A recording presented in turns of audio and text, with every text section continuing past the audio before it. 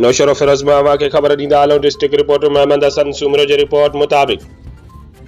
ठारू शाह अॻूणे वफ़ाक़ी सेक्रेटरी शहीद आलम खान बलोच जी घरवारी पीपी अॻवान सरदार मोहम्मद उस्मान खान आलमानी ऐं टान कमेटी ठारू शाह जे चेयरमैन अली खान आलमानी जी अमर कुछ अरसो बीमार रहण बैदि इस्लामाबाद जी निजी अस्पताल में फ़ौत थी वई,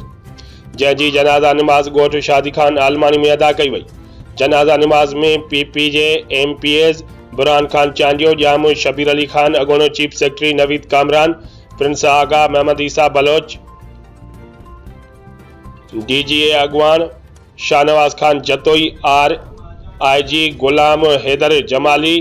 अॻूणो MPA जाम हैदर अली खान, जाम नफ़ीस खान, मौला बख्श मुबीजो, मुख़्तलिफ़ यूसिन ऐं टाउन कमेटी जे चेयरमैन, ज़िला काउंसिल जे मेंबरनि, काउंसलरनि समेत सियासी समाजी अॻवाननि, सहाफ़ियुनि, वकीलनि, शहरनि वॾे अंग में शिरकत कई,